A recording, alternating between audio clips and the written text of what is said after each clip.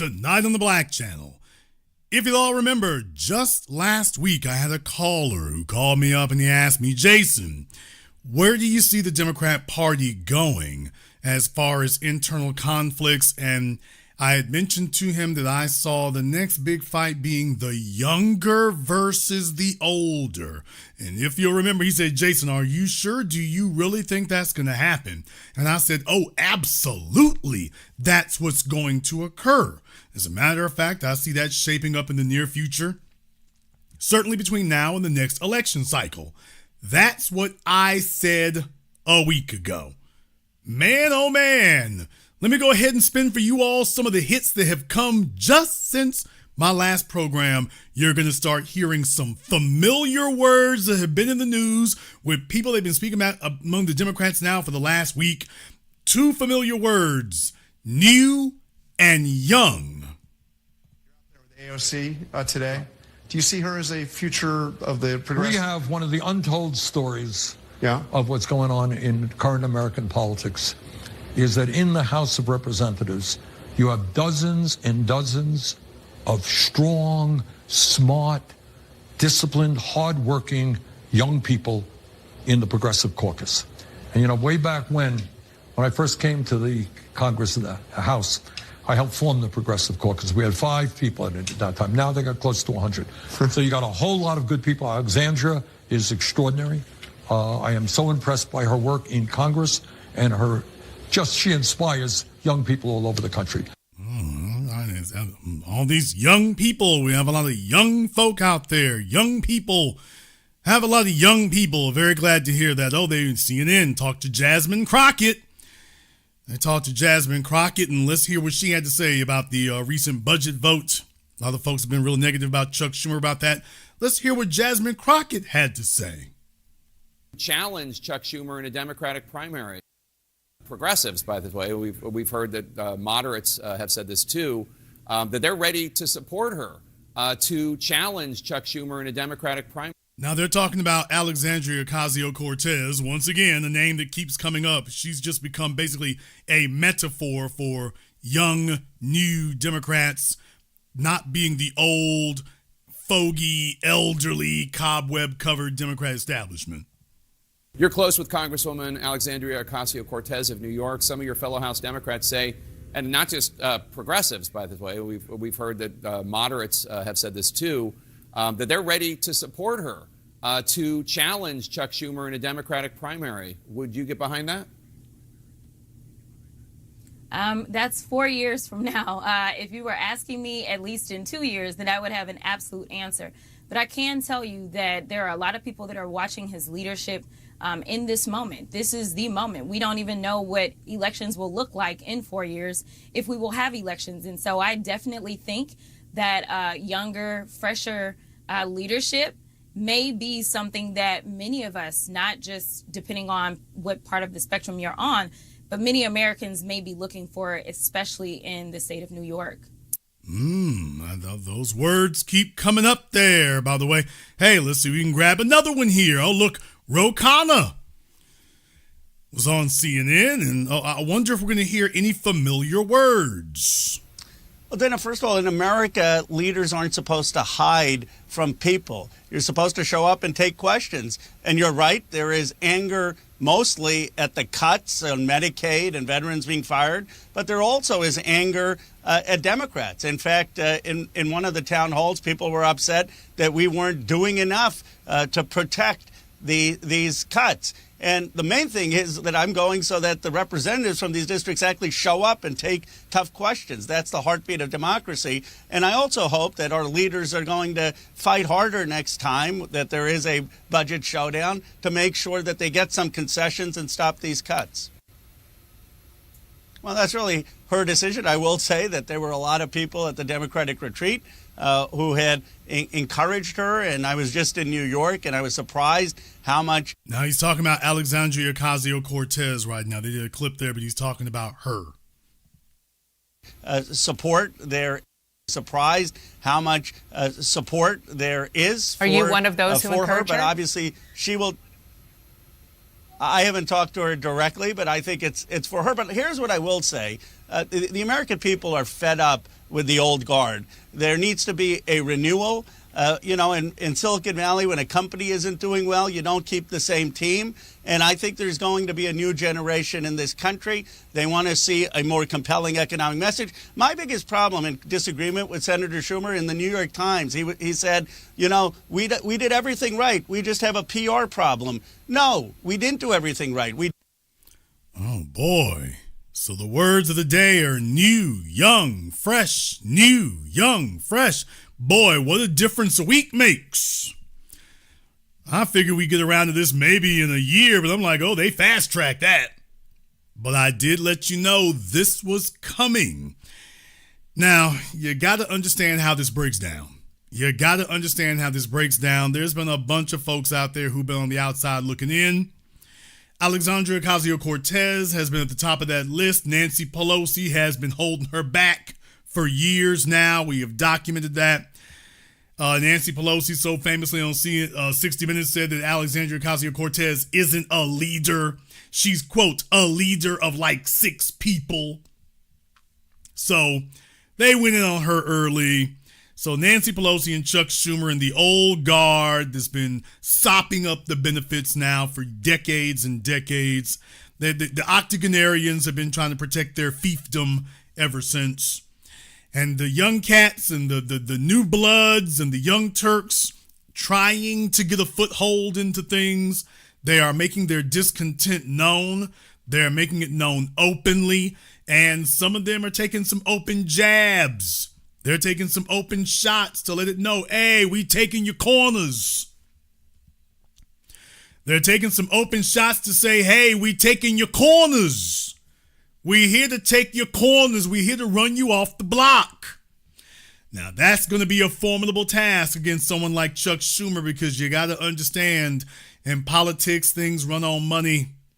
And maybe you don't like Schumer, but he's bought and paid for and owned by big money interests that do not own Alexandria Ocasio-Cortez. So you see, if she's not in their pocket, they ain't going to put no big dollars behind her.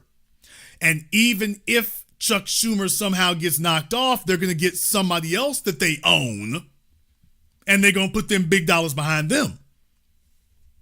But you're not going to see them, the big money folk, move their money from Chuck Schumer to AOC. That's not the way that works. If you're not in the tank, they're not going to move it. And why would they give it to her and not him? If both of y'all are in the tank, why would you change up anything? Doesn't make any sense. So the young bloods are trying to make their move now. They're rattling their sabers. I guess they see that right now the old guard looks weak. And they're right. The old guard is completely weak. The old guard is completely destabilized. If you're going to make a move, y'all know how it is, like The Godfather or The Sopranos. If you're going to make a move on the old guard, this is the time to do it. They're weak. They're aimless. They're destabilized. They're disorganized. They are universally disliked. They don't have any friends. They don't have any backup. And if you wait until next year, the only thing they could do is get stronger. So if you're going to make a move to take their corners and run them off the block, you have to make that move now. What they're trying to figure out is who they can coalesce behind in order to do that.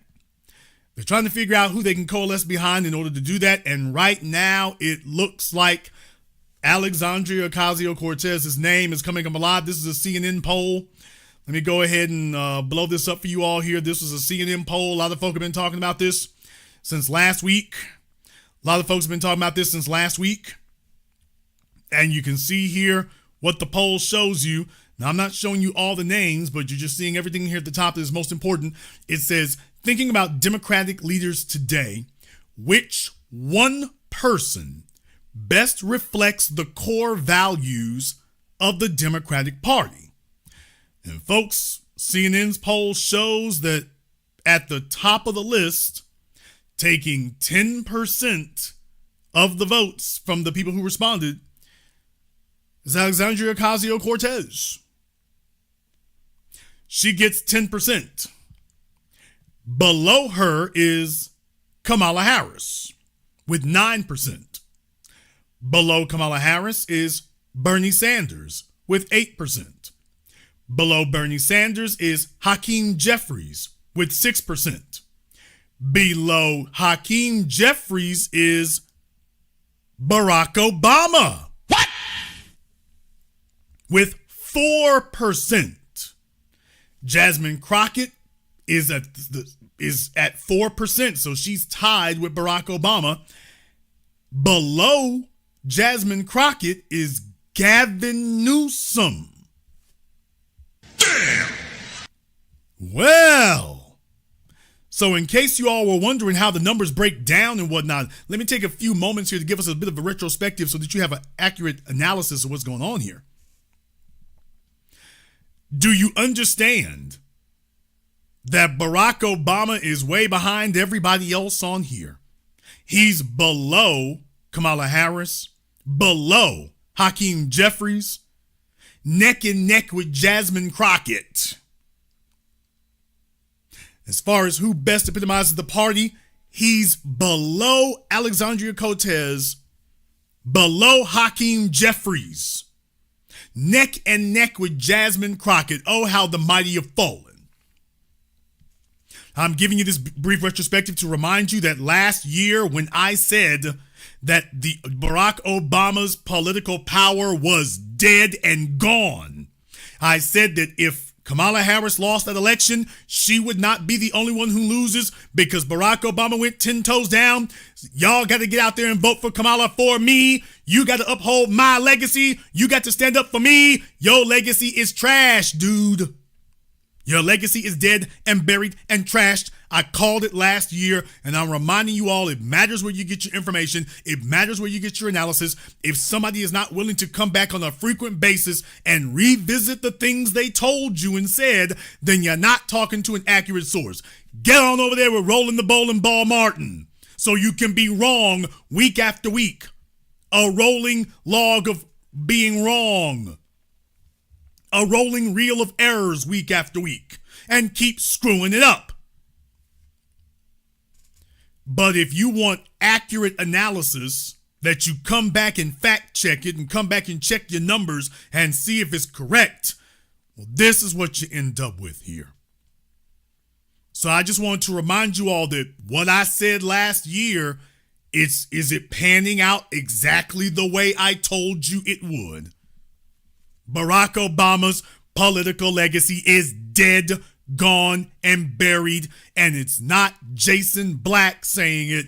This is CNN's polls. These are their numbers. These are their people confirming exactly what I said. And not only that, they're dumping him and they're grabbing Kamala Harris, and you can get up under this damn bus too. Folks are like, we just want to go in a whole different direction. We don't want the Clinton political machine. We don't want the Obama political machine. And we don't want the California political machine either. Now, that's what this poll actually reflects. Exactly the way I called it, exactly the way I predicted it. And now folks are letting you know they're not looking to Obama for anything. Brothers and sisters who joined me a decade ago when I was telling you then, hey, Obama's numbers, his support is falling like a brick. And I know a lot of you are like, hey, that's just internet talk. You're just saying that for content. Jason, how do you know? I never changed my tune. I never changed my tone. I never changed my sentiment. Here we are, 10 years later. Did it pan out the way I told you it would? Was what I said accurate? His numbers have fallen and continue to fall. The old guard of the old niggas lost their last viable horse. Take his ass out to the edge of the damn racetrack, put a couple of nails in him, and ship him off to the damn Elmer's glue people. That's a wrap. That's a wrap. And take Michelle with you We've been documenting that to let you know, no, I'm not. This is not hyperbole. This is not gesticulation. This is not speculation. The numbers are already in. It's over. We have nothing to fear from Barack Obama or his supporters. The movement is dead. It's dead. It's gone. It's over. So I'm not going to sit here and say we're going to pat ourselves on the back or do a victory lap. We're not going to do that. But what I am going to say is, brothers and sisters, if you doubted the work and the efficacy of it over the last decade of changing the national narrative to have no more token symbolic Negroes telling us that the best we can hope for is to pray for a better day and hope for some change, and that we could not overturn the old guard and change the national narrative, take a look at those numbers. We're not on our way to changing the national discussion. It has already been changed. We are officially there. No one is looking for scholarships. No one is looking for student loans. Nobody wants to hear about any of that old garbage they were trying to sell before. It ain't happening. That's not on the menu. No one's asking for it. No one's calling for it. And if they attempt to reheat it and serve it up again, it's going to get slung back in their faces again. The national narrative has officially changed. But what has it changed to? Now, there's a better question, is what has it changed to? Because you see, it's not enough for the discussion to change. It is not enough for the discussion to change. Please understand that. Changing the discussion is not simply about who we're not talking about, because now you have to start asking, well, who are they talking about? Who is it that they're talking about? And this is where things actually go from bad to worse. Alexandria Ocasio-Cortez is young, by Washington standards, energetic. She's willing to say anything. But Alexandria doesn't actually have the pulse of the people. It's not about whether you can jump up and down on a popular issue and get clicks. Alexandria is not good at being able to articulate policy, and the policies she does articulate aren't well thought out. They're not practical. She's just a young person who seems to identify with quote unquote younger people. And by younger, that means younger than the octogenarians that run the Democrat Party. Alexandria Ocasio-Cortez is not a national figure. She is a New York figure, but she's not a national one. There are a lot of folks out there who are delusional enough to think that Bernie Sanders could win, and he couldn't. Bernie Sanders played well with discontent people, but the problem is you can't be some wild-haired, wild-eyed lunatic and say that you're counterculture and here we go, because there's a number of folks who do vote for counterculture, don't get me wrong. But if you actually want to win, you have to have some issues that the folks actually want, and that's not her. She's very good for being able to get a rally of some discontent people. She plays well on the internet or to the internet audience. But what are the policies that she is in favor of that other folks want? Huh? A new Green Deal? Nigga, please. Is that what the people want? More illegal aliens? Nigga, please. Now, we know what she goes for. So she thinks that what we need are more illegal aliens. So AOC is actually the candidate of South America and any other place that wants to cross the border illegally. She doesn't represent you, she represents them. Okay. Yeah, tell her to. The problem with her, folks, is this is how the media is setting her up for failure. This is how you know the big money people are already getting. And I said this about Kamala Harris. I said it about Kamala Harris. I said it in 2019. I said it in 2020. I said it in 2023. I said it in 2024. I said that Kamala Harris is going to do right up until they put a microphone in her face.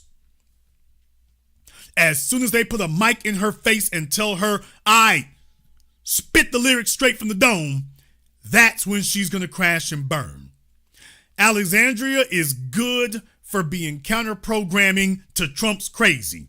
When you sit here and actually ask her about policies, policies that you will have to live under, and that you're going to have to go by whatever it is she thinks is a good idea, that's when it's going to go bad.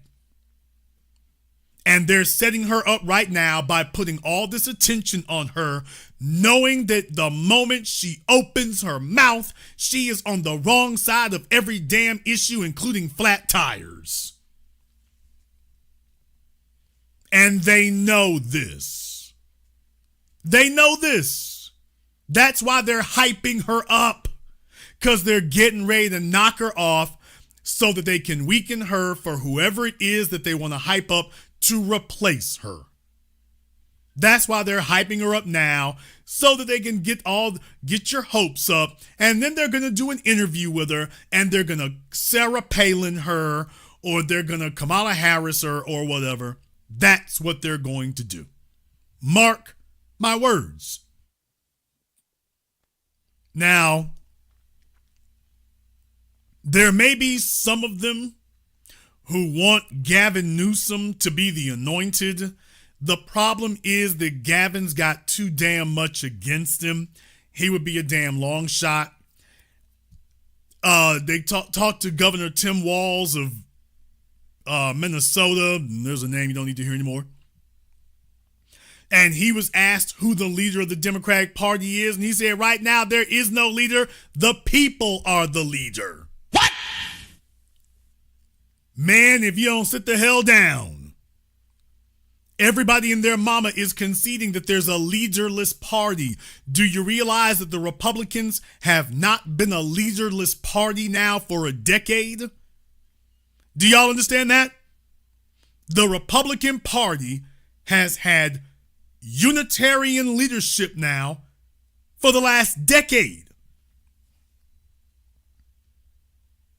They've known who their leader is.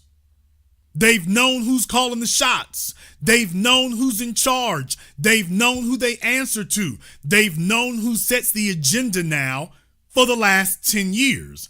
The Democrats are telling you that literally within 60 days of the 2024 election, nobody's running the party. Folks, Trump has been in office now, sworn into office now for 2 months, and the Democrats are still telling you there's no leader. Somebody in the chat room said, are leaders necessary for a political party? Yes, it is.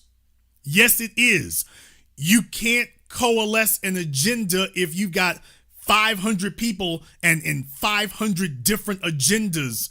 You're not equally strong. You're all equally weak. That's not the way politics works. Religion can work without a leader. Ideology can work without a leader. Politics is not a belief system. So it doesn't work. You are just disorganized and in disarray. If no one is leading, then there is no party.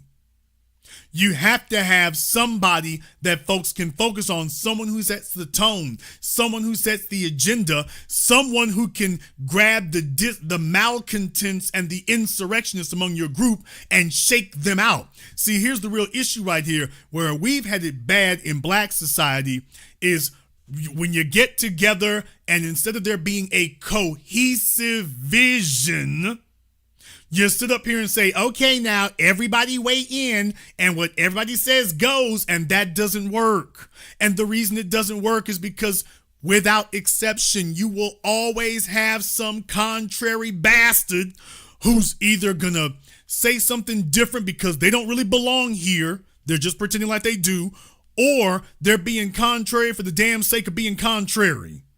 So even if 99% of you say we're going to go to the right, he going to be the one talking about let's go to the left.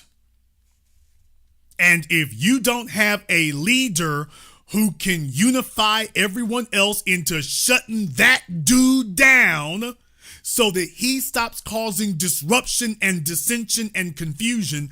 If you don't have solid leadership that can shut that fella up, then he's going to make sure nothing else gets done. Remember, weak people would rather that the group go nowhere than to not feed his bloated, sick ego and go in the direction that he wants. So he would want you, and you all have seen this in your families, you've seen this with your friends, you've seen this at your schools, you've seen it at your churches, you've seen it in your personal lives.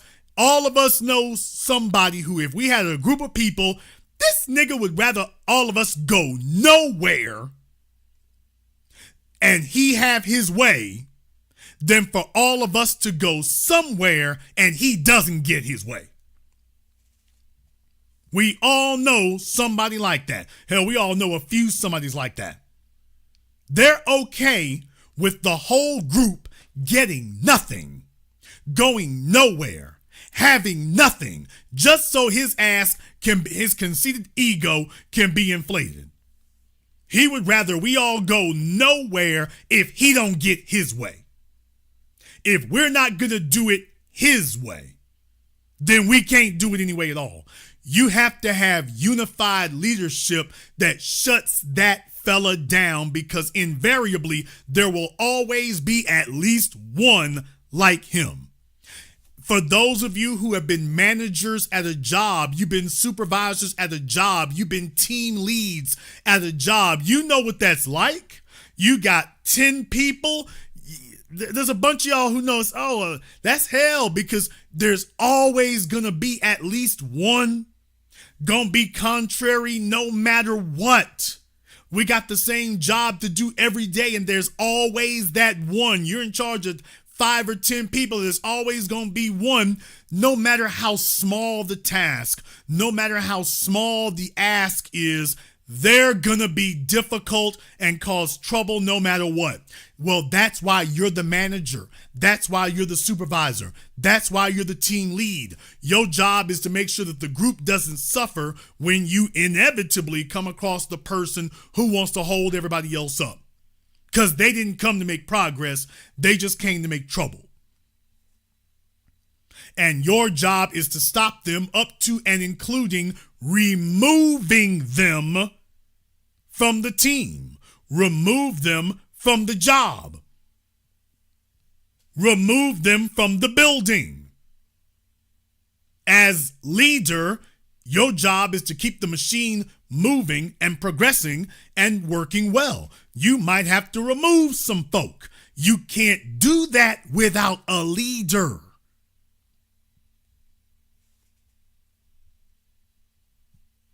So when you have a political party, and basically it's a party, it's a free-for-all, there is no leader. What that also means is there is no central agenda for the members of the party to rally around. You can't get things done as an individual. You can have an opinion as an individual. You just can't have power as an individual. Enough of you are going to have to get together. If you're an individual, you're very easily ignored and very easily dismissed. When you have a leader, they coalesce you as a group, you are now far harder to ignore and practically impossible to dismiss. You need leadership. The Democrats do not have leadership. What they have are a bunch of people trying to go viral. That's what you have. You have a bunch of people trying to get clicks, trying to get views, trying to go viral, trying to, quote, appear like they're doing something. That's where the Democrats are today. There's no benefit to raising up AOC because she doesn't have any policies that a wide spread of people want to get behind. All they know is that she's not as old and not as dysfunctional as Nancy Pelosi and Chuck Schumer. And that's all they know. But other than that, she ain't got nothing.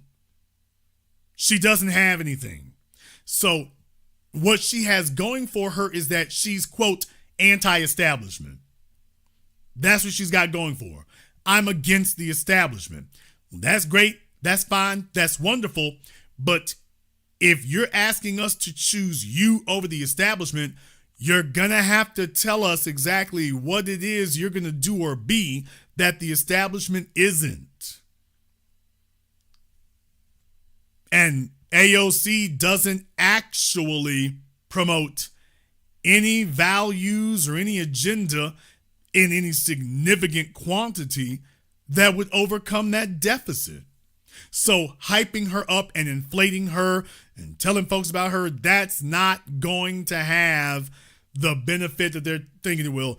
This just gives them something to cluck about until Trump and Elon Musk show up Monday morning, and then that goes away. That's what's happening. The problem in the Democratic Party is not that you're not young enough. The problem is your ideas and your policies. That's the issue. I don't agree with much of what Trump's doing either, but you got to hand it to him one thing. You're unified about it. He understood that nothing was going to get done if he didn't beat everybody else down, so that there was only one voice that was heard. When you got 5 people talking at the same time, no one can follow you because they can't make out what's being said. A strong leader beats down the other 4 people, so only one voice gets heard. What do you know? Clarity of vision. Clarity. There's not 5 folk talking at the same time. There's only one voice, even if you don't like it. There's just one. Alexandria Ocasio-Cortez does not inspire people to follow her. You know what? Neither does Jasmine Crockett. She doesn't. I mean, if there's a hood rat contingency out there somewhere with, the spider web eyelashes, I guess you go ahead and get them. But here's the problem we have. These folks watch Donald Trump and they think what folks are looking for is a class clown. They think the way to beat Donald Trump is the class clown because their little egos are hurt. Oh, Donald Trump can sling zingers and Donald Trump can hurl insults, and we're gonna beat Donald Trump by playing the dozens. You're not gonna beat Donald Trump by playing the dozens. You're going to beat him by being more in tune with the issues that a larger number of people would support, not less in tune. This isn't about who can be the most neck-jerking and the sassiest. That's not a strategy. And right now, that's what you have among the Democrats. That's exactly what it is at a time when you need to have some mature, adult, unified vision. You don't have anything except a bunch of young chicks sitting up here trying to be seen. They're trying to get views and trying to get clicks. And the folks they're fighting ain't trying to get views or clicks. They're trying to get power. When Donald Trump showed up on Joe Rogan, when he showed up on all those other podcasts and television shows, he talked about his agenda. Yeah, he threw a zinger one time, but after that, that was it. He was done. He was there to talk about what he had, what he was there for. As he did in 2016, you knew exactly what you were voting for. Build that wall, drill, baby, drill, cut them taxes. Did y'all get that? By the way, those are 3 words. Build that wall, in keeping with the infamously short attention span of the American public. Everything he wanted, you could sum it up, each of his things, in 3 words. Build that wall. Drill, baby, drill. Cut your taxes. You don't have any equivalent of that among the Democrats. Hell, even their acronyms are more than 3 characters. LGBTQIA+. Do you realize you can say drill, baby? You can say build that wall and drill, baby, drill before they can finish telling you about their LGBT acronym. Think about that for just a few seconds. It's a madhouse. That's not how you have a national agenda. Hell, that's not how you have a regional agenda. They're completely out to lunch. They're worried about will people see them. What they're not discussing is, by the way, what the hell is the agenda? It ain't there. AOC is not going to be able to gain traction because she can't even tell you how the hell you're going to have a decent amount of housing in New York, the place that needs it the most. She's got no clue. None. She's applying no pressure. You want to talk about not being seen? Hey, AOC, what about housing in New York? Hello, do you got a plan? Do you got a clue? Number one issue where you're from and nothing to say. She doesn't know. You know what she does know? She wants to bring over as many illegal aliens as she can possibly get over here. You already don't have housing. She gives not a damn about that. So she's the candidate of Mexico and South America. And if you talk to her, the more you talk to her, the worse it will get. Folks are not silly anymore. They recognize, hey, there's too many invaders over here and too many trespassers. No wonder there's not enough housing for the rest of us. And she's totally in favor of, you need to give them some money. That's what she's doing. That's what she's doing. So pumping her up and inflating her and trying to push her out there as a mascot, as if she's got her finger on the pulse of the people. She's got her finger on the pulse of CNN. And that's the way this goes. See, they don't talk to people who actually know what's happening. They don't talk to the street. They don't, this is CNN in places. They don't actually hold town halls. What they would have done if they had a half a damn lick of sense, which they don't, because here's the problem. They are in competition against us. What? CNN is in competition against us. CNN does not want to talk to the new black media or the internet media because the internet is in competition against them. So this is why they don't talk to people who actually know what's going on. They bring in their friends and their buddies and their playmates from Epstein Island and Washington, D.C. Beltway to come in and say the same garbage they've been saying for decades. Jasmine Crockett doesn't know what's happening among young folk today. She has no idea. None. The moment you say the words Medicare and Medicaid, that's all I need to know, that you are completely out of touch and you're just another political puppet lapdog shill. When you say Medicare and Medicaid, you're not talking to a single working class person when you're talking about we need to discuss what they gonna do with Medicare and Medicaid. The second you say that, shut your ass up. You've already disqualified yourself right there. Now, she don't get it. And Jake Tapper can't afford to say anything like that because he doesn't want you to get it either, because they need you to believe that the issue is something else, not what you're talking about. It's not what you're talking about. Let's explain something here. These things form a nexus. These things form a nexus. Illegal aliens, overpriced housing, lack of affordability. These things form a nexus. But when we start discussing what the answer is, you and I have our finger on the pulse of a permanent solution. Jasmine Crockett, please tell me where she's ever made $1 of her own. I'm not talking about OnlyFans. If she ever made $1 of her own. No idea. Now, we all have our eyes on a permanent solution, which is to permanently fix and remedy the economic issue. We have been robbed, and by restoring and bringing reparations to where we've been robbed, that is what will cure the disease, as opposed to simply recycling it all the damn time. Well, Jake Tapper doesn't want that. And by the way, when you notice all your white folk in the white media, they don't want that either. Now, folks, let me be very, very clear right now. When we talk about what they don't want, I mean they don't want anything. What? They don't want nothing. Nothing. They don't want us to have Greenwood, Archer, and Pine restored. They don't want us to have Rosewood restored. They don't want us to have Wilmington restored. They don't want anything. While they'll sit there and sing hymns and talk about Dr. King, but when we start talking about, by the way, we need to restore Wilmington and Rosewood and Tulsa and all the others, that's when your white media gets curiously quiet. Now that's when they get real damn silent.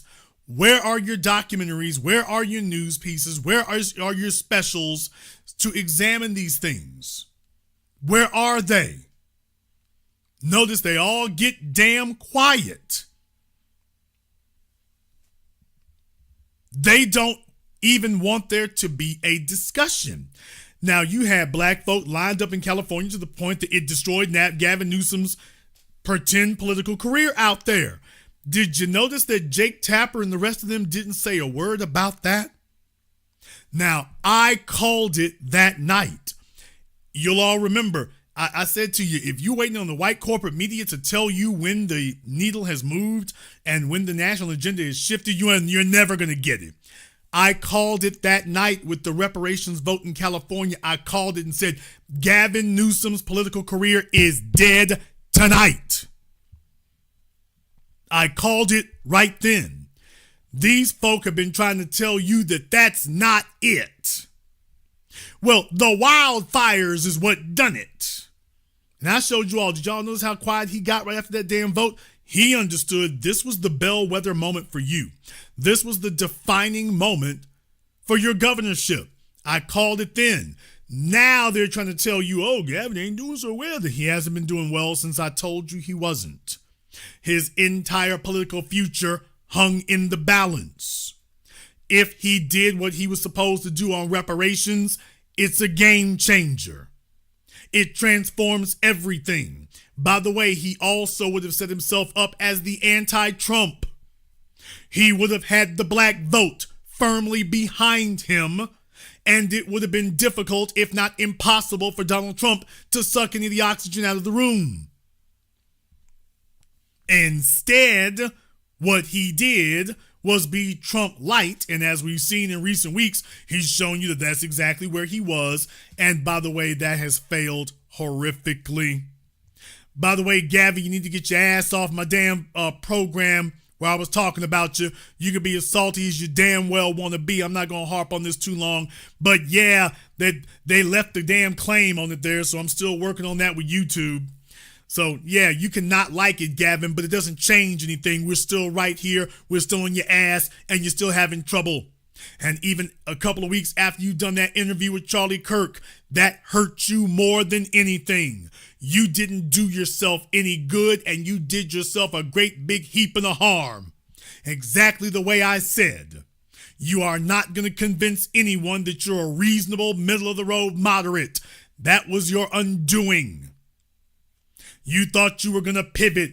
Only pivot you're going to do is flying straight off the damn cliff. That's all you're going to pivot to. It's already over. And you can bring Kamala Harris out there if you want to. I want y'all to know I've been seeing article after article. They've been bringing out the long knives. I've seen article after article bringing out the long knives. The media is already getting ready to give Kamala Harris the business out there in California, y'all, in case you didn't notice, because we're not the only ones who said that we're done with the old guard. We're not the only ones. Why, I posted this on Twitter for you all there to see. Damn! Oh, man. Just exactly what I told you all there before.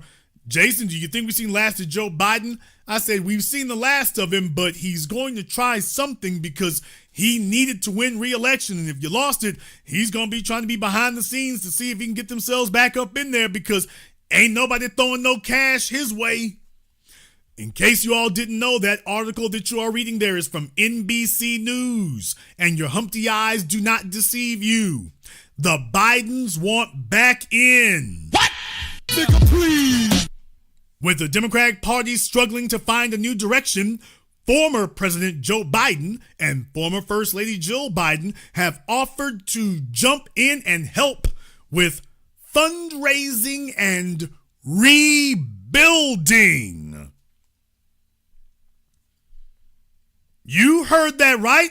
They want to help with fundraising. Okay, well, you can help us raise some money, but that's it. Oh, no. We can also help you with rebuilding. Oh, yeah. Let me go ahead and give you the details from Peter Nicholas, Carolee Lee, and Megan Shannon. 3 reporters on this, y'all. Dateline, Washington, former President Joe Biden has told some Democratic leaders he'll raise funds. Oh, so he knows, what do you do in politics if you want to be popular? You better bring a bag. If you're not popular in politics, what is it that everybody loves in politics? Your ability to bring a bag, your ability to bring some dollars. So what is he leading with? Hey, I can bring some money.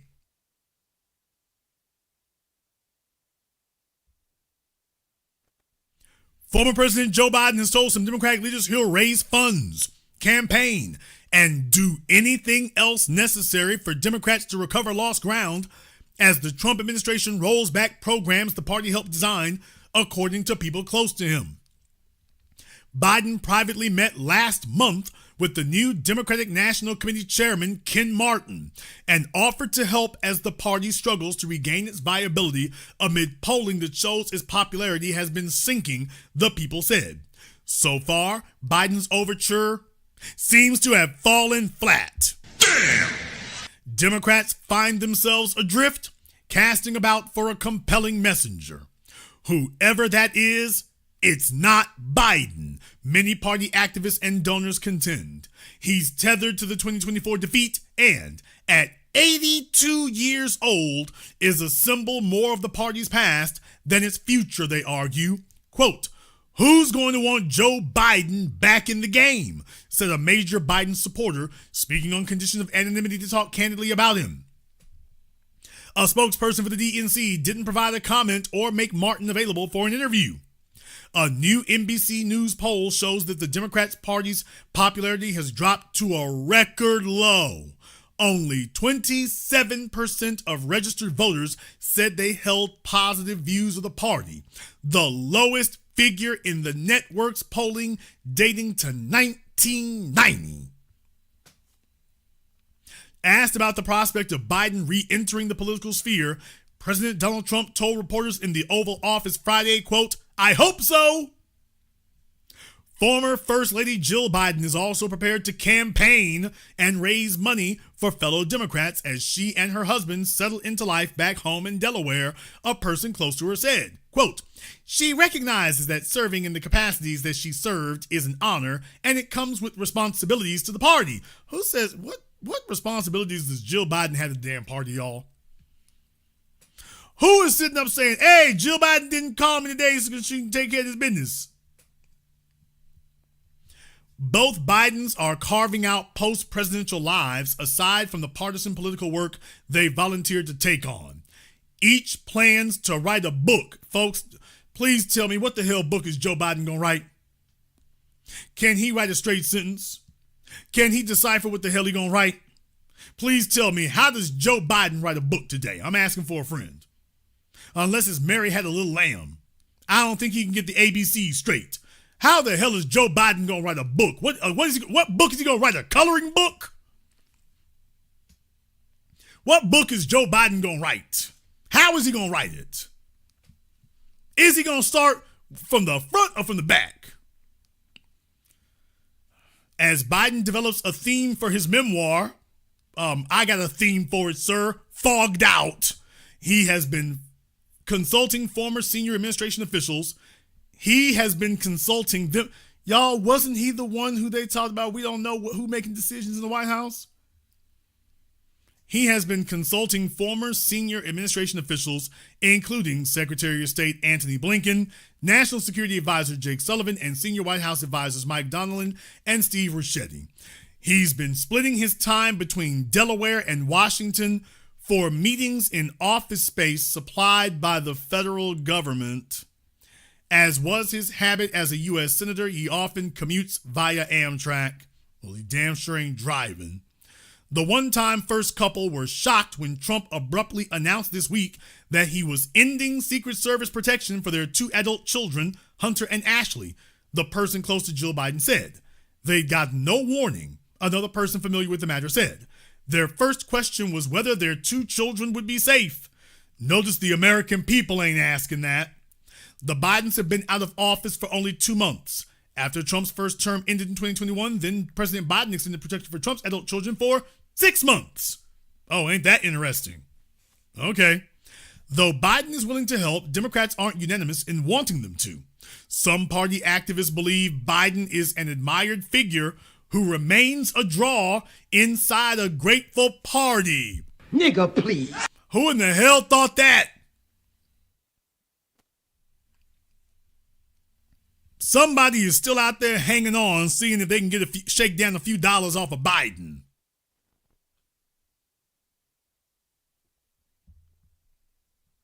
That's what that is. There's somebody out there still hoping they can shake down a few dollars off of him.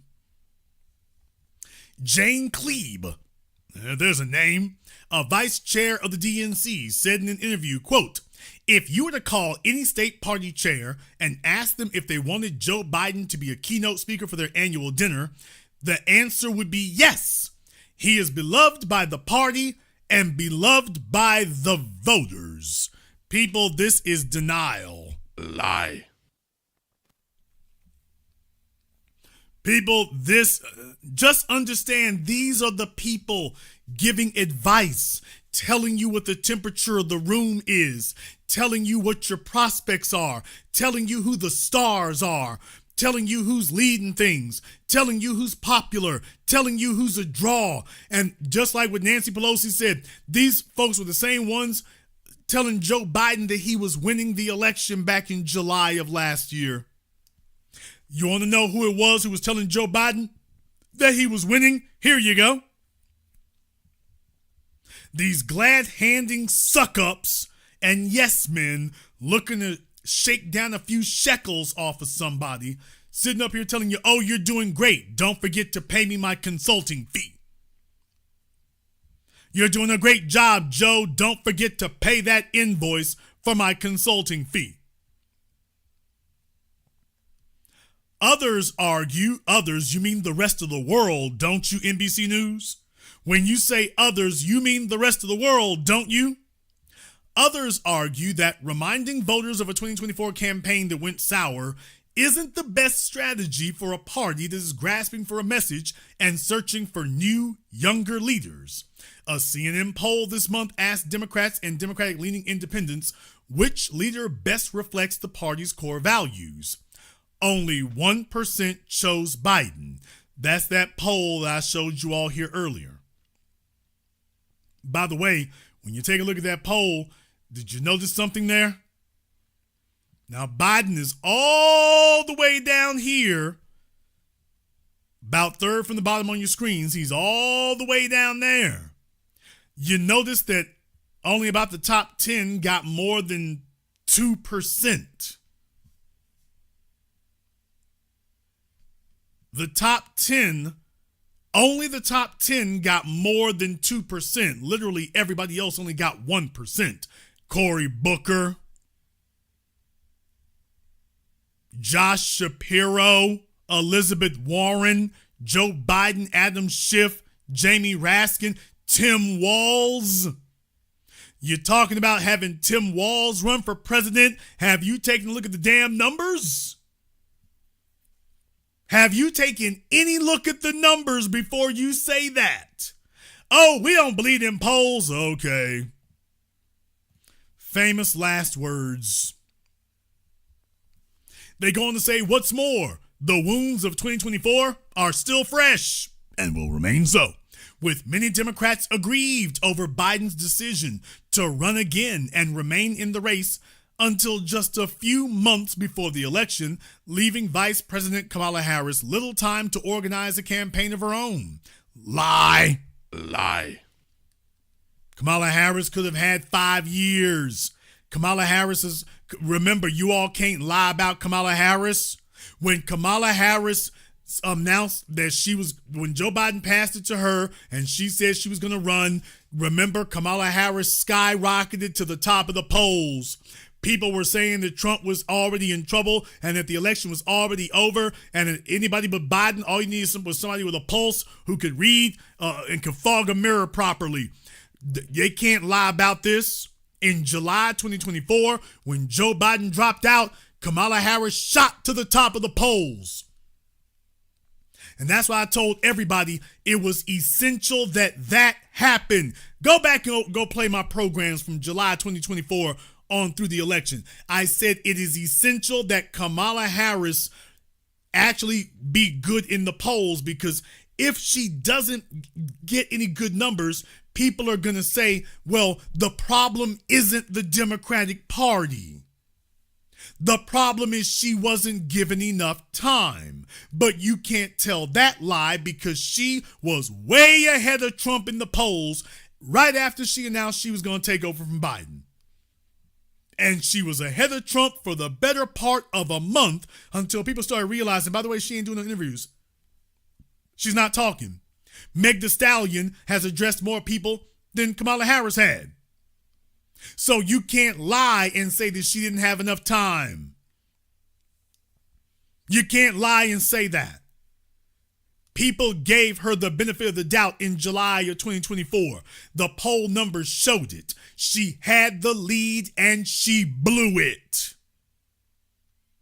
She had the lead and she blew it. She was hiding from the voters. She was hiding from interviews. She was hiding from the electorate because she didn't want to tell you what she was for. And then when she finally did open her mouth, she said that she was against everything that her and Joe Biden had done for the previous 4 years. Well, yeah, that border is real bad. Hey, I love guns. Hey, I think the economics is the issue. That was what happened. So no, you can't lie and say she was left with only a little time. The American people knew who she was for 4 years. She had the lead when she announced she would take over from Biden. And over the course of 1 month, she blew it.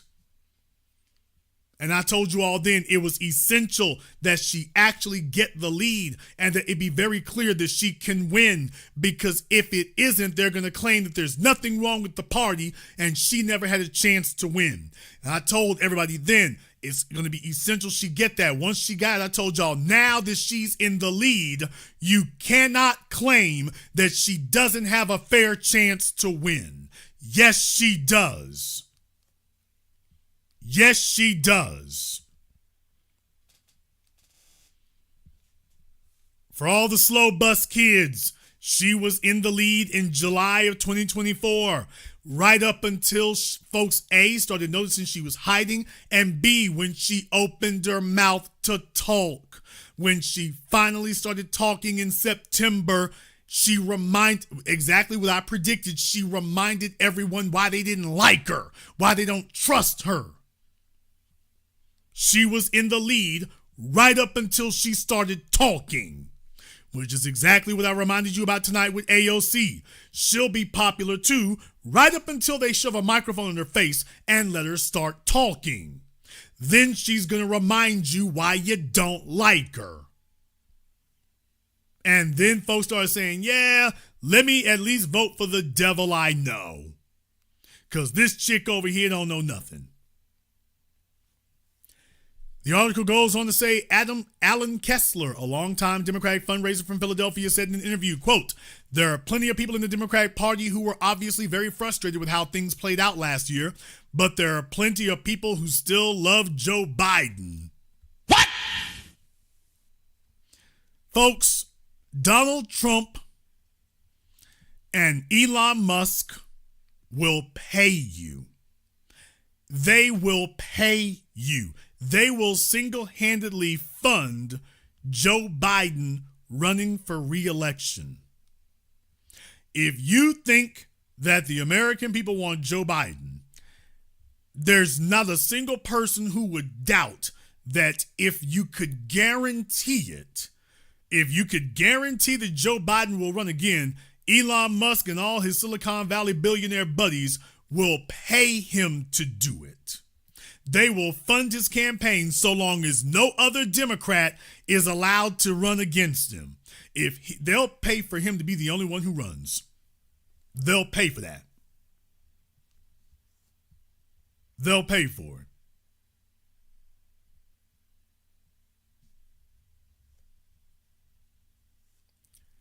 It says here, at the quote appropriate time, Biden can be an asset to the party by campaigning in selected areas, such as his hometown, Scranton, Pennsylvania.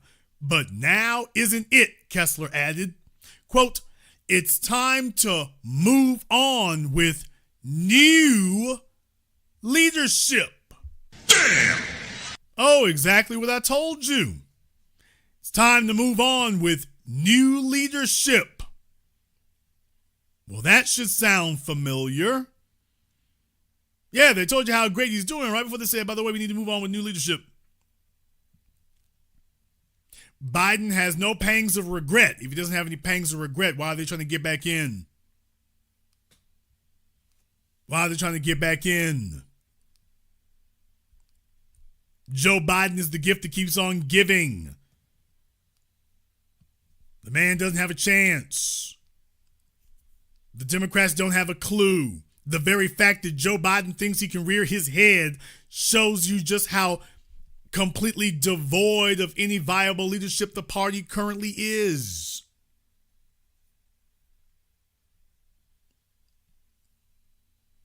That's exactly where you have that.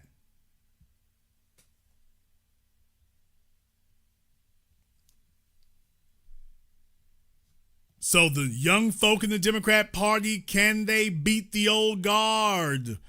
They're trying, but the problem is they're so disorganized. And I'm going to explain to you exactly why that is here right after a very brief commercial, non-commercial break. Before we do, I want to thank everyone, and I do mean everybody who's contributed to tonight's program on PayPal, Super Chat, Venmo. Shout out to my man, Fats Man. Thank you very much for your support here. We appreciate that. Black to Death giving out some memberships for the channel. Appreciate that there as well. We're going to go ahead and take a very brief commercial, non-commercial break. When we come back, we're going to go ahead and fire up the Zoom here. Brandon Dumis in the chat room there. We're going to have Brandon give us a call up on Zoom so he can elaborate a little bit further here. So you got 2 minutes to go ahead and give us a call up on Zoom, Brandon. This is the Black Channel. When you visit MrBeTheTeacher.com, you can get a copy of his award-winning book, Guidelines for the Successful Student. While you're there, grab one of his newest tunes along with fun and educational lyric videos. Never give up, don't worry, never give up, study. In order to... Times 1 is 2, 2 times 2 is 4, 2 times 3 is 6. 2 down squad, name, T, she, they, and we. Simplify the society divides as the father and guide. Money multiplies and shares so what they buy. You can also acquire his tutoring services via varsitytutors.com or tutor.com. If you wish to speak to Steve Burgess directly, you can do so through MrBeTheTeacher.com.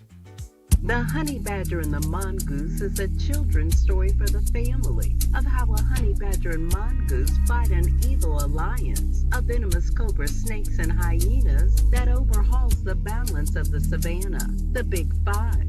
The honey badger demands reparations. Will the Big Five give the honey badger reparations?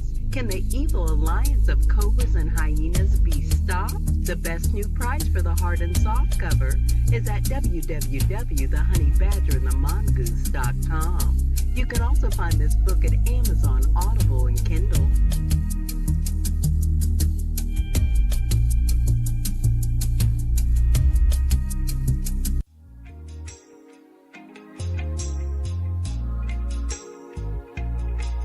Order yours today to experience all the benefits of Ash Kickin' Body Butter. With skin so smooth and soft, you'll thank us for it. Shop Ash Kickin' online. That's ASHKICKIN.com.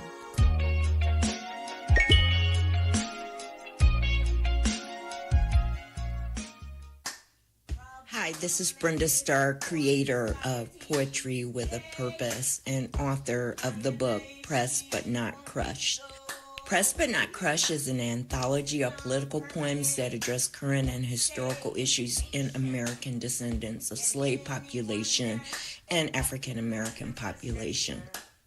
The book describes slaveries and its residuals, Jim Crow segregation, social depredation, and other relevant issues to American descendants of slaves and African Americans, including the current political climate that does not address our issues.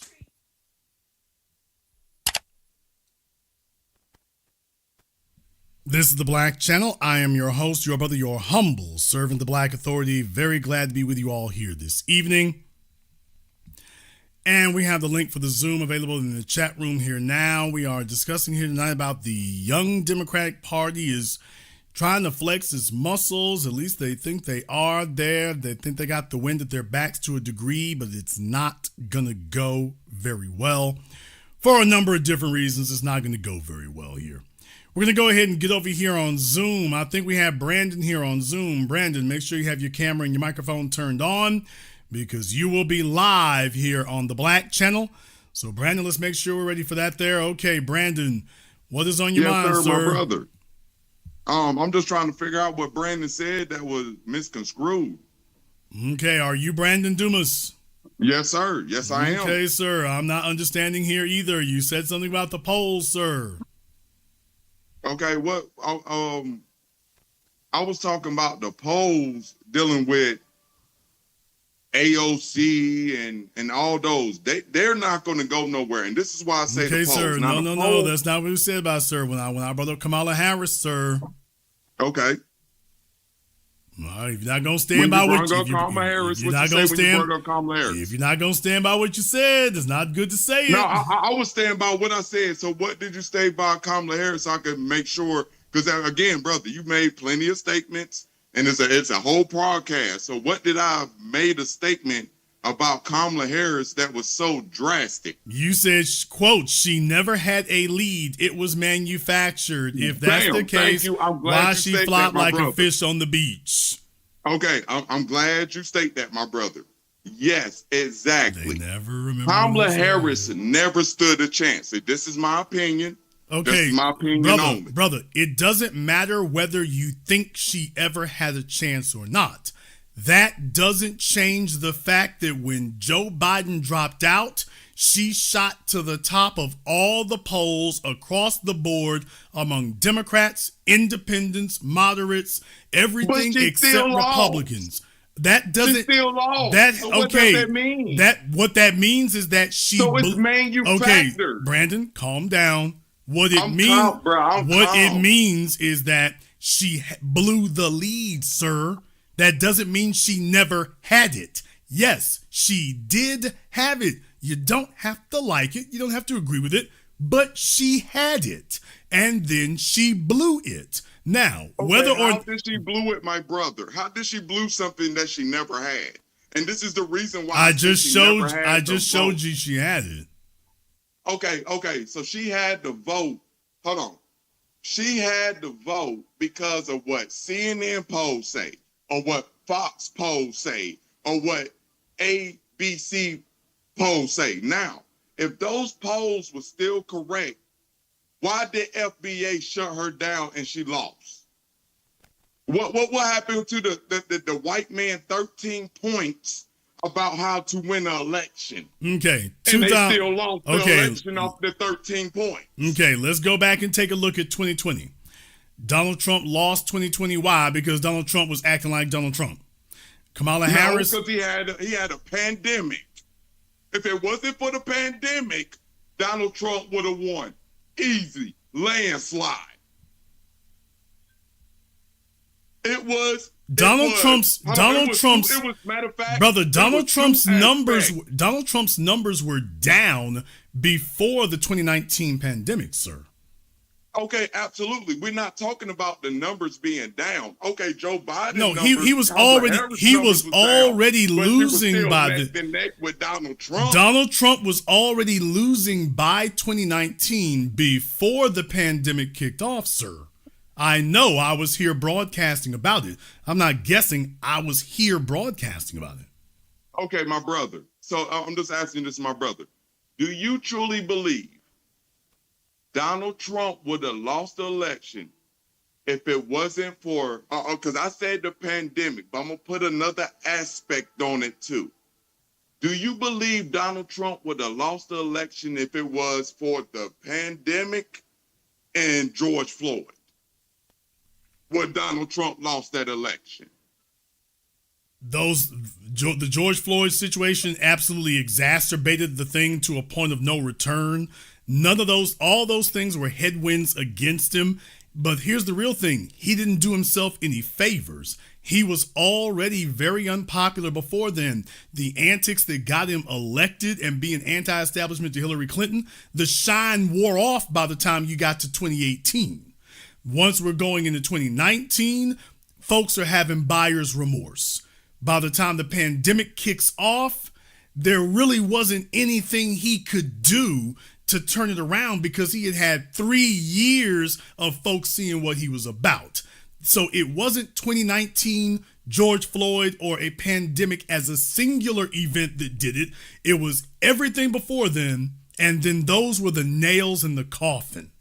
Okay, if he had done things differently, that'd be the case. Now, remember, Kamala Harris was running for president, at least she thought to herself she was, in 2019 to 2020. What happened there? Everyone saw what she was about. We all know how that went downhill. Joe Biden only resurrected her because, as I said, she would be very easy to control. She'd been playing in the backfield for 3 years, and then Biden drops out of the race. And by the time we get to July, the problem is there wasn't this huge groundswell of everybody loves Trump. It was the Democrats and Biden screwed up so badly that you turned it into an anybody but Biden election. So when Kamala Harris jumped out there, folks were like, okay, I'm not really it wasn't like they're enthused about Trump. Here's an alternative to both of them. And for a minute, people were so desperate. They were like, okay, I'll give it a shot. I'll give it a chance. Remember, she got $2 billion of cash infusion within 60 days. Now imagine what she would have did if she would have put that to our community. Do you think she would have been in office? That's a different. Oh well, that's certainly no, because just like Donald Trump, she didn't get judged by us for what she did that month. True indeed. We're judging you by what we've seen for the last 4 years. The time to make the case to us was over the course of that previous 4 years. You can't show up in the last 4 months and think we're going to ignore the last 4 years. So you have to have a track record, and she robbed herself of that ability. When July 2024 hits, after that debate, it wasn't that folks were enthused about Trump. They were just completely demoralized about Biden. Kamala Harris, for a minute, they were willing to give her the benefit of the doubt, give her enough funding, let the machine prop her up, as long as, and I said it then, this is Kamala Harris's election to lose. I said that. She's got it now. This is her election to lose. I also predicted she would lose it. But I said, this is her election to lose. If she keeps hiding, and I said what's going to mess her up is when she finally opens her mouth to talk. That's when she's going to remind people how much they don't like her. That was why they went from the month of July all the way to the month of September, making sure she didn't do any interviews. So for over a month, no interviews, don't talk to nobody, don't speak to anyone. Send out Meg Thee Stallion, send out Cardi B, send out Fat Joe, send out Beyonce, send out Destiny's Child. Everything except you, because when you start talking, it's gonna go downhill. Send out D.L. Hughley, send out Steve Harvey, send out Chico and the Man, send out the Four Tops and the Temptations. Anybody except you, because when you start talking, you will remind everyone why they don't like you. And exactly as I predicted, at the last minute, she started talking and the numbers fell off a cliff because people said, that's why we don't like you. So when Joe Biden messed up so badly, for about a month, people forgot why they didn't like her. Then she came back and reminded them. So the election was hers it was hers to lose because people weren't really enthused about Trump. If you go back and check, brother, they wanted somebody other than these two old stodgy white men. We've seen this before. We saw Biden, we saw Trump. There wasn't anything new here. Trump is more anti Biden and anti-status quo. But people didn't want just not status quo because we know that Trump's not reliable either. Mm-hmm. They wanted a third option, and they were willing to take a third option. And for about a minute, Kamala Harris had the potential to be a third option for about 30 days. Can I ask you this, my brother? Now, see, the only thing, like, I did not get.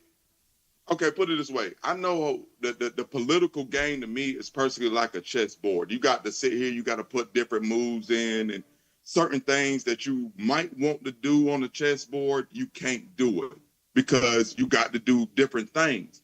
But the thing that got me with Kamala Harris, when it came to the pandemic, she had a cold bill with Bernie Sanders to give just a single man $2,000 a month going through the pandemic, a family up to three, $10,000 a month.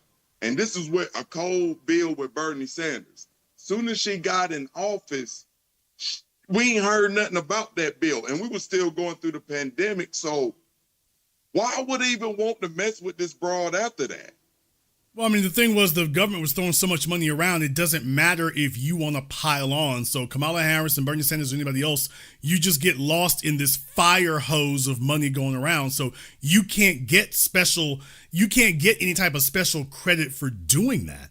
The government was throwing money, Trump was throwing checks, and everybody else followed up after that. So by the time you show up talking about, okay, we'll throw some more, Nancy Pelosi and them was throwing checks.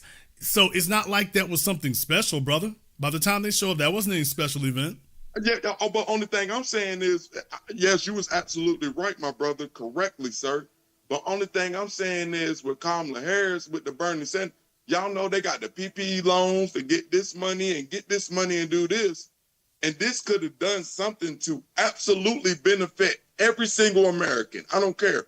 One American, I'm a single father. I pay my child support. I take care of my bills every single day. But to give me $2,000 a month plus what I work with, that would definitely help me. Now imagine a family of three getting $10,000 a month and then help them.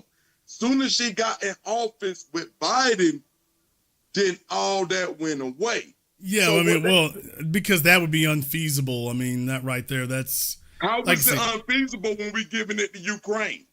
How was it unfeasible when we giving it to Israel?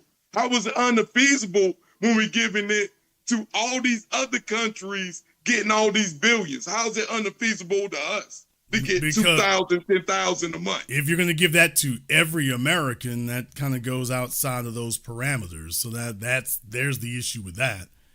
Okay, $24 billion. $24 billion will cure the homelessness in the United States if they do it properly, not the homeless industrial complex. $24 billion will cure the whole homeless in this country. So if Kamala Harris and Bernie Sanders had a cold bill to give every American $2,000 starting off, a family up to three, $10,000, but we can bail out. Okay, well, here's the thing. I mean, regardless of that part right there, Kamala Harris was in the lead in July 2024. It was her election to lose, and she gave herself 30 days to lose the election, and that's exactly what happened. Whether or not she had your support beforehand, for most of y'all, she never had your support to begin with. No. So she never gave policies to get my support. That's all it was. Here's the thing, though. For most of the I ain't vote for the white Latino independent swing vote, that would have been enough to win it for her if she could have kept their support. But over the course of that 30 days, for those of us over here, we were never going to support her to begin with. There were enough independent folk who would have, and over the course of that 30 days, they simply reminded her what they didn't like. Thank you very much for giving us a call tonight. Yeah, like I say, whether you like her or not, I mean, the bottom line is she was in the lead in 2024. I mean, you can't deny that about that. In July 2024, for about 30 days, she was in the lead. She had the lead. She was on top. And then she blew it. She had the lead, she was on top, and then she blew it. And this is good. It's good because nobody can say that she didn't have a chance. They can't say that, oh, she never had the ability to do it. No, she was in the lead. Now you have to explain why she blew the lead. It's like, yeah, she exactly what she did in 2019 and 2020. It was just a repeat. Just did it all over again. Let's go ahead and see if we can get C Green up here on Zoom. Let me go ahead and see if we can get C Green up here on Zoom. C Green is trying to get his Zimbabwe broadband started. I'll give him another minute here to see if they can get that going for us here. We don't want to slow things down too much. C Green, make sure you have your camera and your microphone on for me, just so we don't have any trolling issues. All right, C Green, what's on your mind? Yes, I was listening to the caller, and he was a little confused with how the media was projecting Kamala Harris as the favorite, front runner, and everything. But her, like you said, when Trump called okay, her brother, you got some earphones on. You're probably going to take those out because it's got your audio real muddled. So see if you can try to take those off, and let's see if that fixes your audio because it's real bad muddled. Yeah. Is that better? Okay, go ahead and try again. All right. Yeah, like you had said earlier, like a couple of weeks ago, when she was challenged on being a black woman, she backed down. She didn't. Yeah, she backed down. She didn't really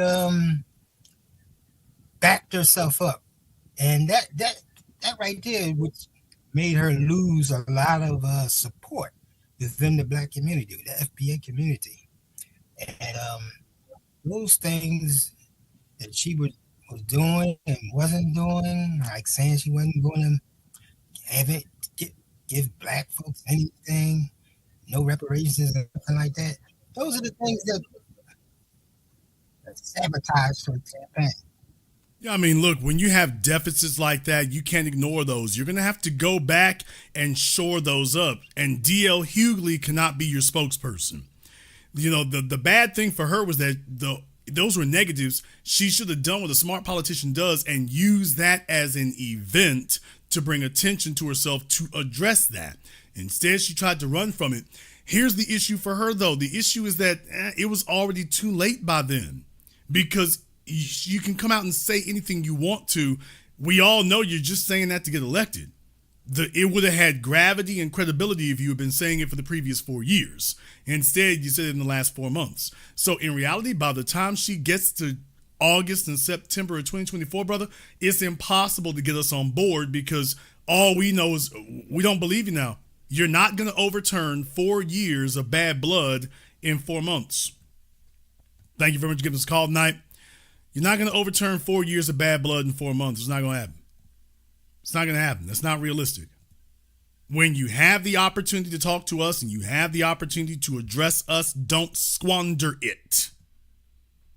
Don't squander it thinking that you're going to get your consultants and all these other people to win the election for you. Which is what they sit up and tell themselves: if I spend enough money and get enough other people to support me, they'll take care of it for me. We'll just throw enough money at it. We'll have enough consultants. We'll hire Steven Spielberg and they'll win the election for me. That's what they tell themselves, and that's what she told herself, and it was just dead wrong. We'll hire all these celebrities. Their popularity will rub off on me. How'd that work out?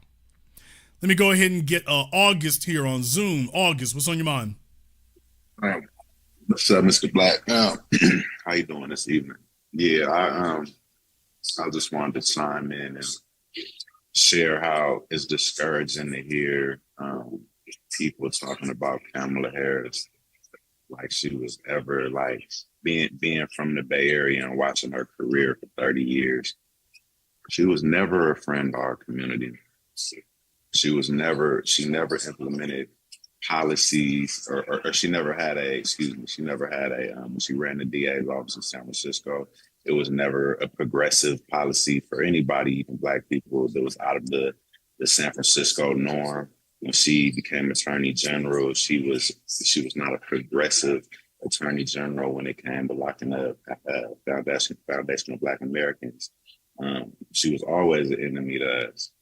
And it's just discouraging to hear a lot of foundational Black Americans caught up in the Trump, Democrat, Republican, and all that type of thing speak about her as if she was ever anything for even like remotely a candidate that we would want to elect for our best interest. It's ridiculous. That's all I have to say. Well, I mean, you bring up a very good point there, because first of all, we don't think about politics as a decades-long program.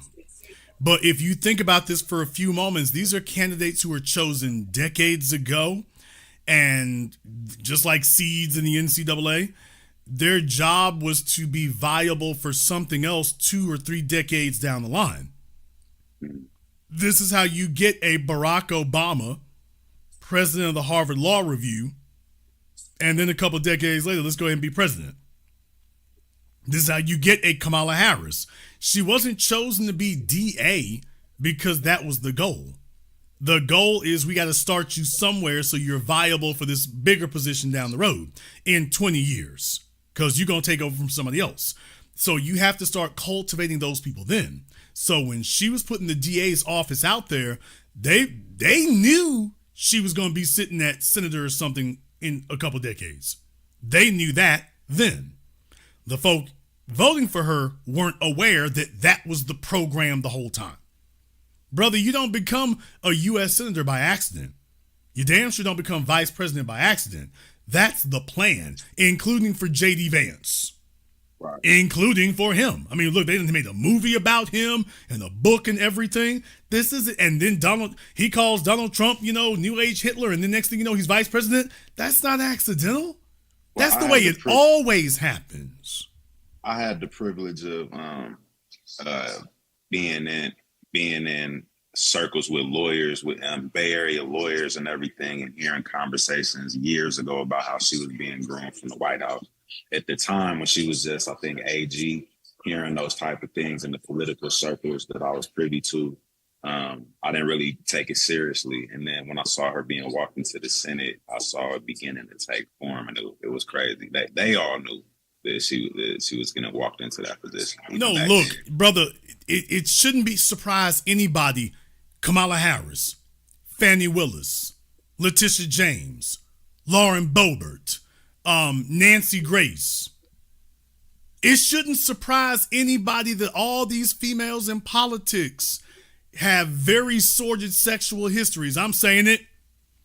It shouldn't surprise people that they got really sleazy sexual histories, and yet they got support from these parties and billionaires and the establishment. Yeah, because they got the dirt on you already. Because you didn't turn tricks for them already. You did that 10 years ago, 20 years ago, so they got you in the bag already. They're not going to go take a chance on somebody that they don't know and can't trust, because they haven't already buck broken you and groomed you and got you over a barrel. They're not going to take a chance on you. That's the whole way that they do it, these folks. So if you're not going to go through the system, if you're not going to get slid out, if you haven't taken your trip to Epstein Island, and Epstein Island is a metaphor, it's not a physical place. It's something you do. It's not somewhere you go. If you haven't been to Epstein Island, yeah, no, it ain't going to happen. So whether y'all, and by the way, that's why I was naming DAs there. DAs, attorney generals, we can go down the list. Brother, the way it is today, if you're in a major metropolitan area, yeah, you're not going to be DA, and you ain't did something strange to get that change. You're not going to be there. All of them have had to take their trip to Epstein Island. Especially if you look like something back in the day. Keisha Bottom B. Keisha Bottom in Atlanta. Come on now. There's a reason for that. We can talk about, what's her name, Mayor London. I can go down. Everybody except Lori Lightfoot. Everybody except her. You knew she was one and done. It's like, yeah, this ain't gonna work. She been to Lesbos Island. Yeah, I don't care how willing to do some of the bisexual stuff she is. Like, we got better options. We got better options. She must have did something for somebody back in the day, and he's just like, I can't let it go just yet. But now it's like, we got better options, bro. We got better odds. Okay, next thing you know, she can't win then. So that's the way it goes. But you raised a very good point there. I'll let you have the last word. Yeah, that's all I wanted to say. I hope next time. I'm glad we got past the point where anybody, when we saw a black man or woman running for anything other than the Democratic Party, they got thrown automatically in the coon category. And there was a lot of people that fit that bill a while back that was running other than Democrat. But now I think we're in a place where if we have somebody that's official that can run for whatever party, we can get behind them if they're official. That's all I got to say. Thank you very much for giving this call tonight here. Yes, certainly, like I say, look, everybody needs to prove their damn credentials. Nobody gets the benefit of any doubt. There's none of that. You got to prove yourself, period. Point blank. All this idea, well, they look like us, so give them the benefit of the doubt. Oh, hell no. We done seen that work too many damn times. So from here on in, we know that they keep sending in Trojan horse candidates. So now we're like, okay, we're on the lookout for it. We are walking in the door saying who goes there. That's brand new to them, and that's what it's supposed to be. We're walking in the door saying who goes there. We want some answers. Who goes there? Do not think you're going to send in some dark-skinned person and they're going to dance to some house music, and then we're going to sit up here and say, oh, well, they all right. No, we ain't doing that. The civil rights generation got off on dancing the Dougie and singing some Al Green. Do y'all notice they ain't sending folk to come sing and dance to us now? Damn! I want y'all to understand that.